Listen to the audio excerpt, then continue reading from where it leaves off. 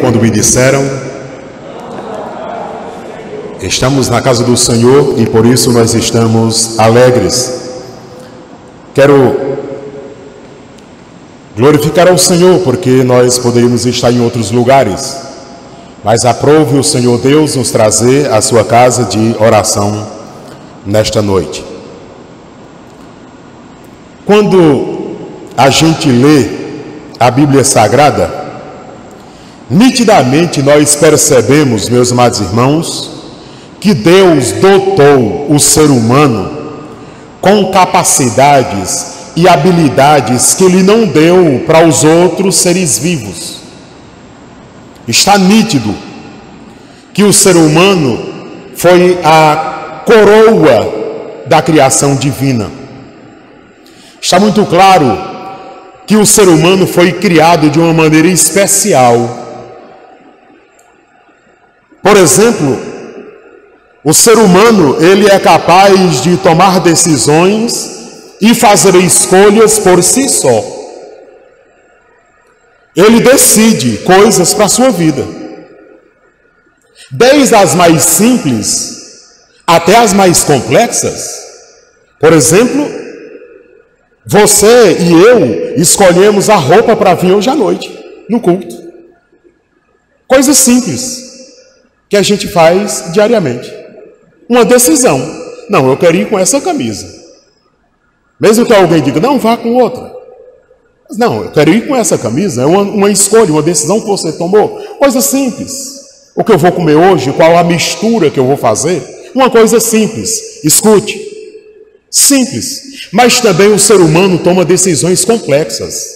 Por exemplo, o ser humano, ele toma decisão com quem ele vai se relacionar. E tem homem escolhendo se relacionar com outro homem. Tem mulher escolhendo se relacionar com outra mulher. Tem homem casado escolhendo se relacionar com outra mulher. Coisas mais complexas. A grande questão, meus amados irmãos, é que o ser humano ele tem capacidade de tomar decisões e fazer escolhas que irão afetar a sua vida e a vida do seu próximo de maneira positiva ou de maneira negativa. Mas nós temos o poder da decisão. Deus nos dotou disso. E uma frase que está aqui, busquemos, me faz lembrar de algumas coisas. Por exemplo, o ser humano é capaz de buscar a Deus. Está claro. Há quem diga que não. Ah não, porque o homem está morto nos seus delitos e pecados, então ele não pode buscar a Deus. Como um morto vai buscar a Deus? Só que quem lê a Bíblia e vê nitidamente, por exemplo, que Deus diz lá em Jeremias 29:13, buscar-me-eis e me achareis, quando me buscardes de todo o vosso coração. Isso implica dizer que o ser humano pode buscar a Deus, sim. Lembra do que Jesus disse lá em Mateus 6:33? Jesus disse nitidamente, depois de dizer uma série de coisas, Jesus conclui dizendo, mas buscai primeiro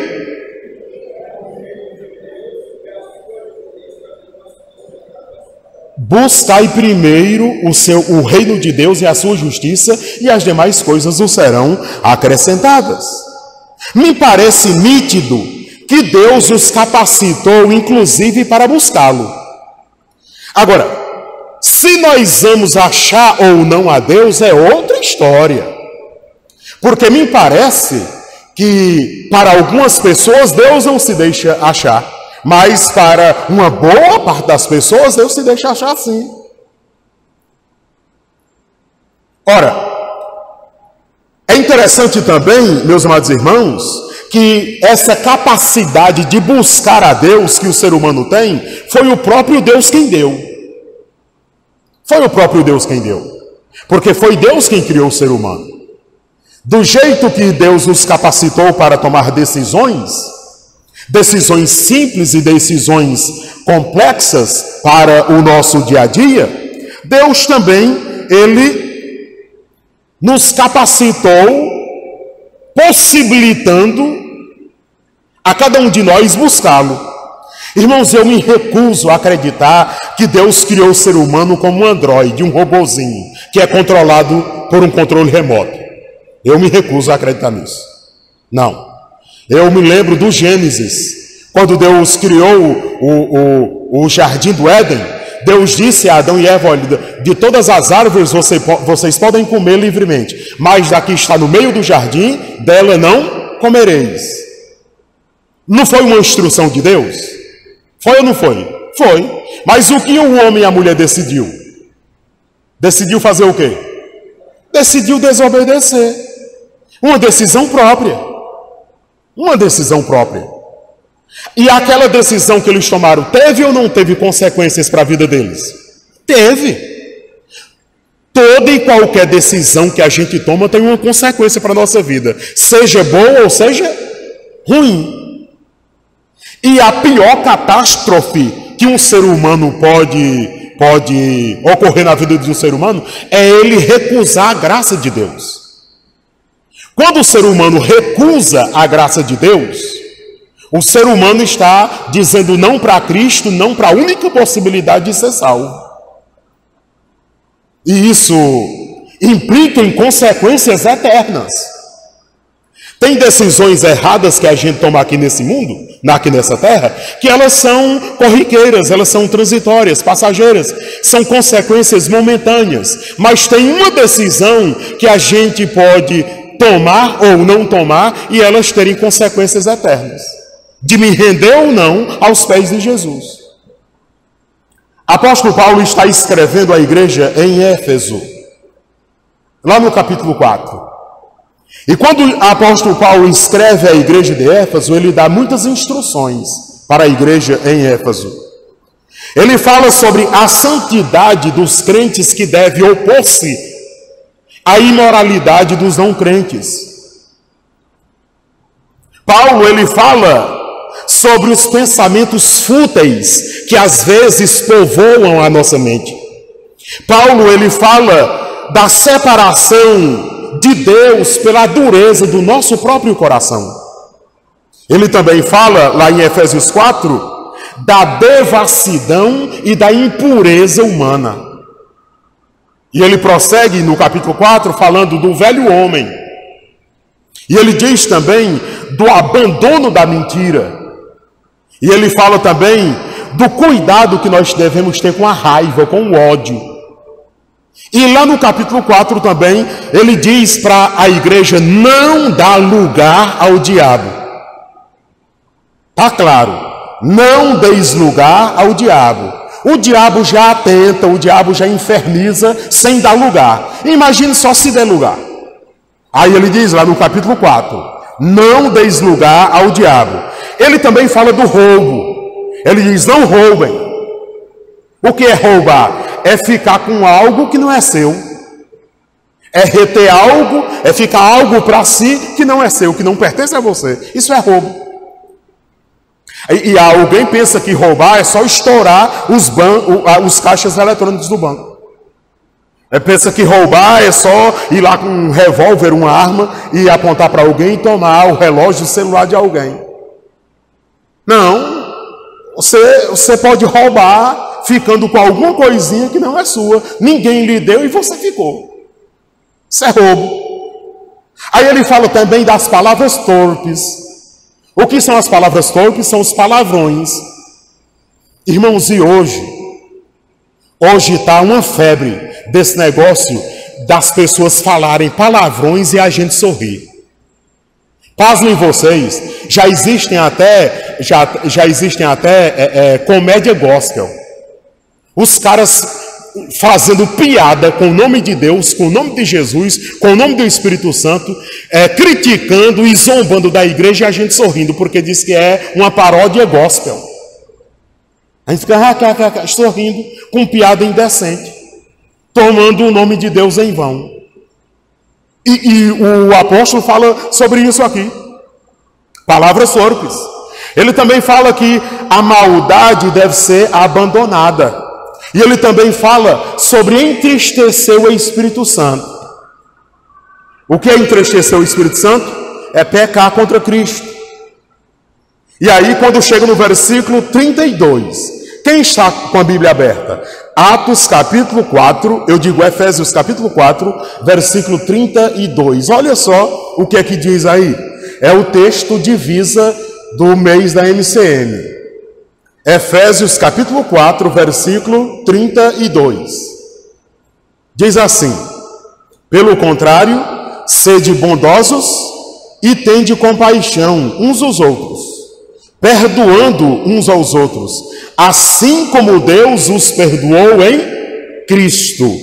Eu vou repetir o versículo. Pelo contrário, sede bondosos e tende compaixão uns dos outros, perdoando uns aos outros, assim como Deus os perdoou em Cristo Jesus. Amém? Louvado seja Cristo e que Ele nos ajude na compreensão desse texto. Eu vou fazer 3 breves aplicações práticas. E eu vou me deter um pouquinho mais só na primeira aplicação prática. Nas outras 2 eu vou ser bem breve. Bem breve. O culto hoje vai terminar mais cedo até. Porque eu vou me deter apenas na primeira aplicação prática, eu vou me deter um pouquinho mais, me alongar um pouquinho mais. E nas 2 últimas eu vou ser mais breve, porém incisivo. Pois bem, a partir desse texto sagrado foi criado esse tema para as mulheres trabalharem esse mês. Busquemos a paz com misericórdia. Quem pode ler esse tema? Busquemos,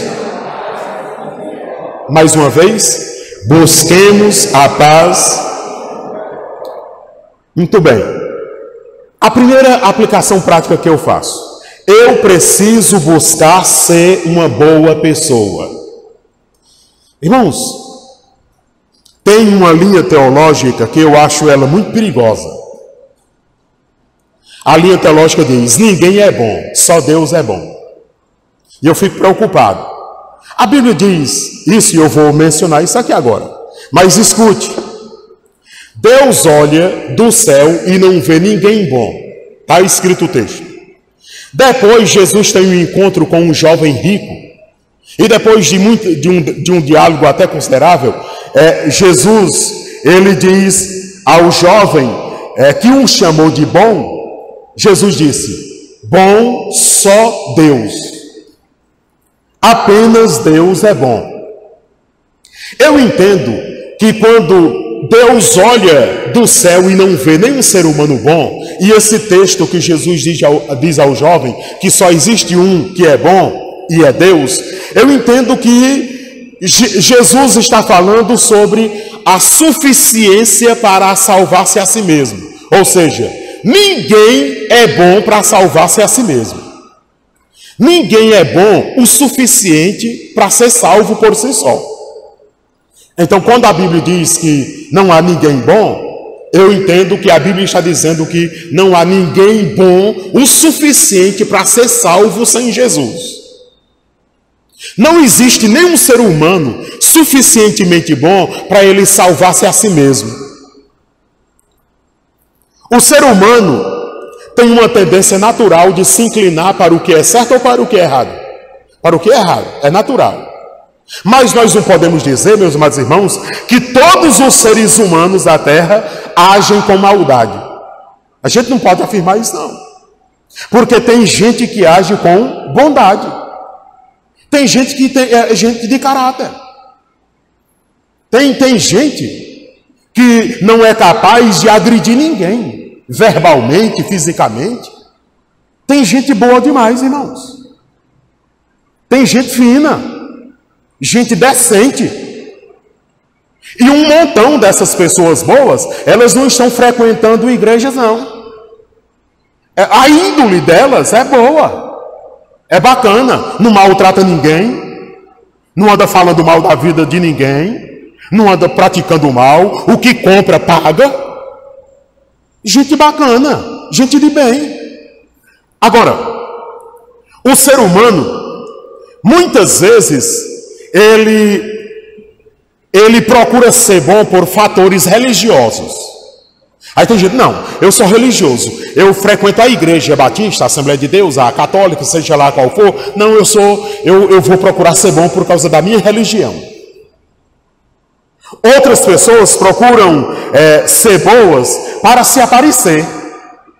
Lembra lá do que a Bíblia diz? O que a mão esquerda faz, a direita não deve saber. Mas tem gente que gosta de ser bom para se aparecer. Tem gente que quando vai dar alguma coisa para alguém tem que tirar uma foto. Não, se eu registrar aqui, tá, deixa eu mostrar aqui.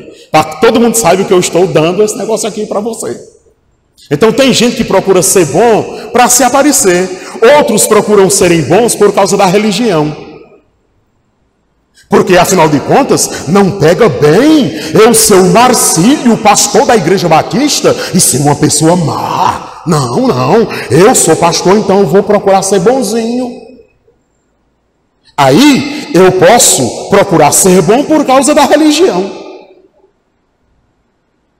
Outros, para receberem os méritos, para serem louvacionados, para serem aplaudidos. Outros são bons porque de fato são boas pessoas. Elas não procuram aparecer em canto nenhum, elas não querem saber do que vão dizer, elas só querem saber de fazer o bem. A Bíblia diz com muita clareza, olha, é tão provado que o ser humano é capaz de ser bom, se ele quiser ser bom. É tão provado que o ser humano, se ele quiser, ele pode ser uma boa pessoa, que tem escrito em Efésios capítulo 2, versículo 9. O que é que tem escrito lá? Lá diz que a salvação não vem pelas obras, para que ninguém se glorie. Ah, eu sou muito bonzinho, eu dou esmolas, eu faço caridade, eu faço isso, eu faço aquilo. Aí Jesus, Deus, o Espírito Santo, já sabendo que o ser humano pode ser bom, pode ser caridoso, o ser humano pode ser gente boa demais. O ser humano, se ele decidir fazer boas coisas, ele faz. E se ele decidir ser mau, ele é mau. Se ele decidir ser bom, ele é bom. Aí o que a Bíblia diz? Ninguém consegue ser salvo por sua própria bondade. Está claro aqui no texto. A salvação não vem pelas obras para que ninguém diga, eu sou salvo porque eu sou uma boa pessoa. Embora os salvos, eles fazem boas obras. As boas obras não salvam ninguém, mas quem é salvo pratica boas obras. Está muito nítido aqui em Efésios 2:9. Então, se a pessoa procurar ser uma boa pessoa, ela vai conseguir. Ela vai conseguir ser uma boa pessoa. Se a pessoa age com maldade e ela resolve não agir mais com maldade, ela vai deixar de ser má e ser uma boa pessoa. Ela consegue. E consegue isso sozinha. Mas para ela não pensar que ela é boa demais, aí tem a Bíblia dizendo que ninguém consegue ser salvo por ser boa demais. Lembra lá do Nicodemos? Vocês lembram do Nicodemos? Deus reconhecia que Nicodemos era uma boa pessoa. Com muita nitidez.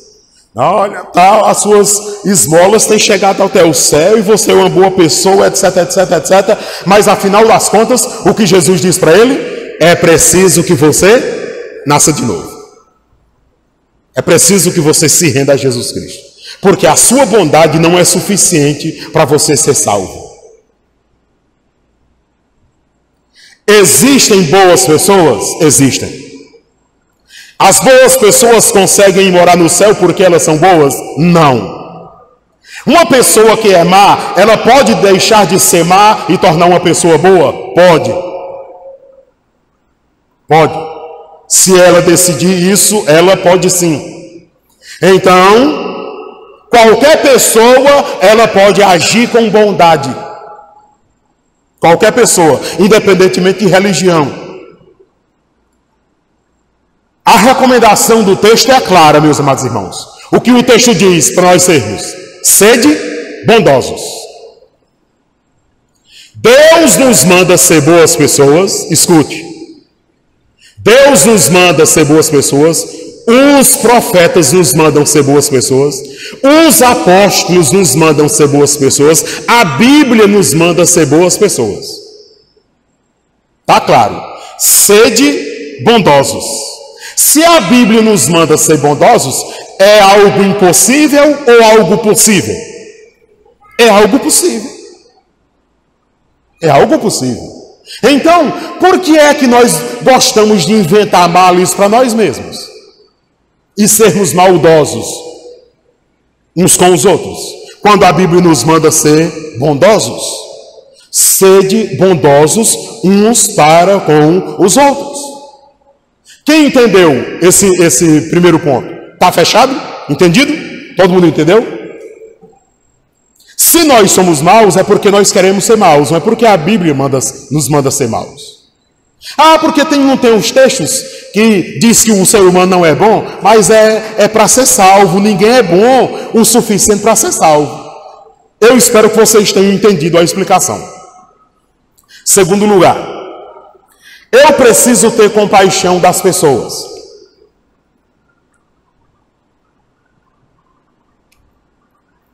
Ter compaixão não é ter dó. Eu falo isso direto aqui. A gente liga a televisão ou pega um vídeo no YouTube ou no Instagram, sei lá onde, e vê uma cena muito forte. Aí aquele negócio que aconteceu, vamos exemplificar aqui. Lá no Recife, no estado do Pernambuco. Ah, mas me comoveu, foram tantos mortos. Olha que tragédia. Aquela família perdeu tudo. Aí a gente chega até a chorar. Com dó, com pena. Mas a Bíblia não nos manda ficar com pena das pessoas. A Bíblia não nos manda ficar com dó das pessoas. A Bíblia nos manda ter compaixão das pessoas. E qual é a diferença de ter dó e pena e ter compaixão e ter misericórdia? Dó e pena todo mundo pode ter. E todo mundo faz isso. Agora, compaixão é estender a mão para fazer alguma coisa por aquela pessoa. Aí é compaixão. É quando você estende a mão para aquela pessoa e ajuda de alguma maneira aquela pessoa. Isso é ter compaixão. Eu preciso estender a mão ao necessitado, porque Jesus estendeu a mão para mim. Eu, pobre, pecador, necessitado. Jesus olhou a minha miséria e estendeu a sua mão e me levantou do monturo. Então, eu devo fazer o mesmo. Agora, com um cuidado aqui. Nós podemos resolver o problema da humanidade? Nós não podemos resolver o problema da humanidade. Nós não podemos resolver o problema da pobreza mundial. É ilusão pensar que algum governo municipal, estadual ou federal vai acabar com a pobreza. Quando você vê o governo fulano de tal acabou com a pobreza ou vai acabar com a pobreza, é mentira. Mentira feia. Por que é mentira? Porque Jesus disse que nós sempre teríamos os pobres. Lembra? Sempre teremos os pobres. Em toda época, em todo tempo, nós sempre teremos os pobres. Nem todo mundo vai ser rico. Nem todo mundo vai ser rico. Nós não podemos resolver o problema da humanidade, nós não podemos resolver o problema do nosso bairro, nós não podemos resolver o problema da nossa cidade, nós não podemos resolver o problema de todos, mas nós podemos ajudar alguns. Podemos estender as mãos. Podemos estender a mão para alguém que está necessitado. Você lembra qual foi a última vez que você ajudou uma pessoa, teve compaixão de alguém? Você lembra a última vez que você estendeu a sua mão e ajudou uma pessoa significativamente? Você lembra da última vez que a sua atitude fez a diferença na vida de uma pessoa? Qual foi a última vez que você ajudou uma pessoa, teve compaixão da situação de uma pessoa e ajudou aquela pessoa? Qual foi a última vez que isso ocorreu? Terceira e última aplicação prática. Eu preciso perdoar aos que me ofendem. Está nítido aqui no texto. O texto é nítido. Olha só o texto. Pelo contrário, sede bondosos uns para com os outros, tende compaixão uns dos outros, perdoando uns aos outros, assim como Deus perdoou em Cristo Jesus. Terceira e última aplicação prática. Eu preciso perdoar aos que me ofendem. Agora olhem para mim. Essa é uma das mais difíceis tarefas do cristianismo. Perdoar. Por que é difícil? Perdoar não é fácil. Perdoar é difícil. Porque quando eu preciso perdoar alguém, isso implica dizer que alguém me feriu. Alguém me fez o mal. Agora eu vou ter que perdoar fulano de tal? Depois de tudo que ela me fez? Eu vou ter que perdoar? Como pode eu perdoar fulano de tal? Está engasgado aqui, ó. Está engasgado, faz tempo que está engasgado aqui. Não consigo. Perdoar não é uma atitude simples. Perdoar não é simples. Porque quando nós somos feridos, quando o nosso ego é machucado, quando nós somos afrontados, quando nós somos atingidos, nós sofremos com isso. E perdoar a pessoa não é nada simples. E eu não vou enganar vocês. Vamos perdoar uns aos outros, como a Bíblia diz, assim como nós recebemos o perdão de Jesus, nós temos que perdoar os outros. Isso não é simples. É simples na teoria, é simples na palavra, é simples no dizer, mas é complicado na prática. É complicado na prática. Não é tão simples assim. E aí, meus amados irmãos, a palavra de Deus nos manda perdoar uns aos outros, assim como Cristo nos perdoou. Qual foi a última pessoa que você perdoou? Eu não estou falando de alguém que lhe deu uma fechada no trânsito, ou de alguém que esbarrou em você, ou de alguém que fez um comentário maldoso a seu respeito. Eu estou falando de alguém que te feriu profundamente. Alguém que esbagaçou seu coração. Alguém que feriu você profundamente. Alguém que te deixou arrasado, humilhado no chão. Qual foi a última vez que você perdoou alguém que fez isso com você? Talvez alguns de vocês estejam dizendo: graças a Deus faz muito tempo que ninguém nunca mais me machucou. Graças a Deus que faz muito tempo que ninguém nunca mais me afrontou. Graças a Deus que está com muito tempo que ninguém nunca mais me traiu, que nunca mais ninguém me humilhou. Graças a Deus por isso e graças a Deus por isso mesmo. Mas se alguém te machucou, mas se alguém te feriu, mas se alguém te humilhou, mas se alguém te massacrou, qual foi a última vez que você perdoou alguém?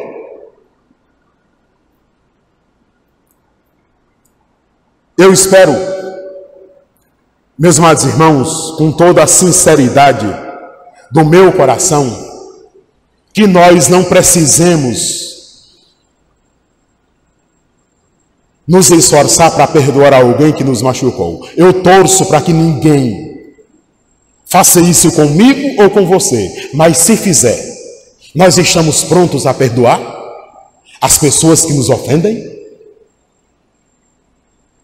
Leve essa reflexão, essa interrogação para a sua casa hoje. Qual a última vez que você estendeu a mão para ajudar alguém? Qual a última vez que você perdoou alguém? Quando eu ajo bondosamente, quando eu tenho compaixão das pessoas, quando eu libero perdão aos que me ofendem, o resultado não pode ser outro. Eu vou viver em paz. Estender a mão para ajudar alguém, perdoar alguém, é bom, é para você. É melhor para você do que para a pessoa que está sendo beneficiada. Quando você tem compaixão de uma pessoa, quando você libera perdão para uma pessoa, aquilo vai te fazer tão bem, mas tão bem, que você vai ficar aliviado. Talvez muito mais do que a pessoa que recebeu o perdão. Talvez a pessoa que recebeu o perdão nem saiba que você já a perdoou. O resultado não pode ser outro. Você vai viver em paz. Você vai ter paz. Escute, para eu concluir. Paz com Deus. Você vai ficar em paz, tipo assim, a sua alma aliviada. Em paz com Deus.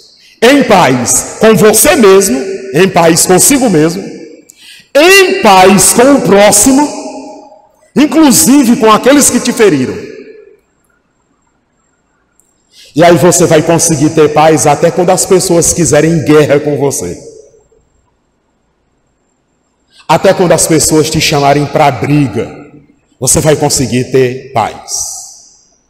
Até quando há guerras, até quando há tumultos, até quando há uma atmosfera desagradável, você vai ter paz. E então, depois de tudo isso, você vai estar pronto para buscar a paz com misericórdia. Sim, buscar a paz com misericórdia. Talvez seja isso que eu e você estejamos precisando.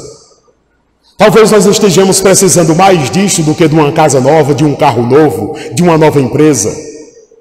Talvez nós estejamos precisando mais disso do que precisando de uma viagem para desaparecer um pouco. Talvez nós estejamos precisando buscar a paz com misericórdia mais do que a busca por uma religião propriamente dita. Talvez nós estejamos precisando buscar essa paz com misericórdia mais do que qualquer uma outra coisa que nós porventura estejamos em busca. Deus capacitou você para buscar a paz com misericórdia. Só me resta agora arregaçarmos as mangas das nossas camisas e correr atrás. Correr atrás de quê? Da paz com misericórdia. Para que tenhamos paz com Deus, paz conosco mesmo, consigo mesmo e paz com as pessoas que nos servem.